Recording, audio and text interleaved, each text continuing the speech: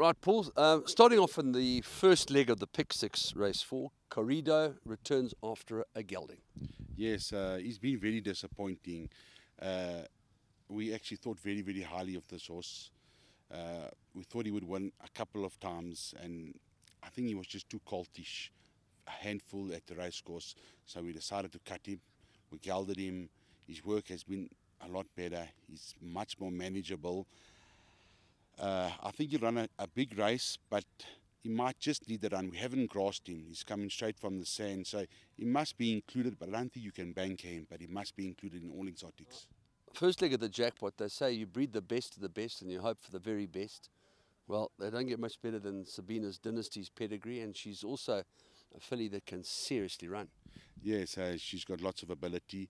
She's got a very, very short run in, and that's why Shadom gets on so well with her. I think she's a massive runner. It's a smallish field. We're just hoping for a bit of a pace. If there's a pace, she'll go very well. Even though this is a strong race, she's fit and she looks like she's got some measure of claim. Yeah, it is a strong race. There's one or two that are quite nice fillies, but you know, she's a nice filly herself, and she's had her third run after a race. She ran a very competitive third. She went to the front in that race, and she's obviously not a front runner, so she did well to stay on. And then, you know, so the 18 is also a bit of a test for her. She's been over 2,000 before, and it wasn't, you know, I don't think it was a race you could use as line. She ran 24 lengths behind, so there was obviously an issue there that was quite a few years ago. So we're putting her over the 18. It's a bit of a test for her to see if she's got that stamina, but, you know, she's matured. She's a 5-year-old, so we're expecting a nice run from her. We're going to ride her quietly, and she's drawn pole position, so we're hoping for a good run. Million.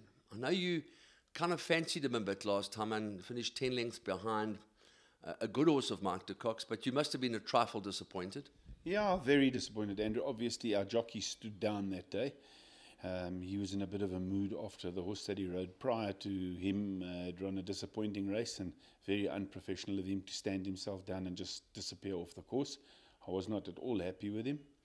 And then we battled to find a rider for him, and we weren't left with many options. So you're expecting, with Waishong Mawing aboard, a much improved performance? Yeah, Andrew, on this occasion, look for a much more improved run. Draw a line through the last run. It wasn't his run. Lovely. Then a horse that did run well in the same race, this time is ridden by Craig Zaki, and that's a horse called SESS. Yeah, Craig has got a high opinion of this horse. He rode him once before for us and rode a very good race on him, and he's always been wanting to get back on this horse's back. It's now got Craig's weight, and I think look for an improved run of him as well, albeit he didn't run a disappointing race last time. He finished in front of In a Million, so he could be right there as well. Okay, you're very strong in race 7 with all of Angel's Power, Pierre Stradom, Riverine, Gunter Roggeman, and Splendid Garden, who met a really good sort last time out, but he continues to drop in the weights. Yeah, Splendid Garden seems to be coming back to the old Splendid Garden. He's improving all the while. Angel's Power with Pierre up seems to be a totally different horse. Him and Pierre get on like a hand and a glove. They suit each other. It always runs well for Pierre. Riverine, we're not quite sure whether he's going to take up his place.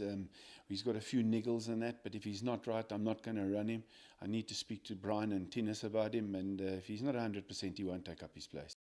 Yeah, Rebels Champ, he's did everything right since we've gelded him. Put a set of blinkers on. Last time he was trifling unlucky to get nabbed just short of the line. I think last time his defeat, I think I'm a bit to blame. I told Derek to sit to about the 500-600, and he let him go a bit early. This time we're going to try to sit on him a bit longer, and I think he'll definitely be in the first 4. Okay, then what about INYANGA, who's the mount of Pierre Stradom in race 8? I think Pierre's going to suit this filly and look for an improved run. I think she could be right there. I was very disappointed with Madam Secretary's last performance because the form looked good. Were you? Yeah, I'm extremely disappointed with her last start. But this filly she's a real madam, this one. When she gets to the races and decides that she wants to run, she can run. And of late, when she gets there and she's in a bit of a mood, she just doesn't put it in. So depending on which filly turns up on the day, if she turns up in the right mood, she could run a decent sort of race. arguably the most exciting runner of the day is Manhattan Cocktail. He was very impressive last time out. He meets his conqueror on 3 kilograms better off terms than when they last met, and that should be just about enough with the experience of racing that he's had.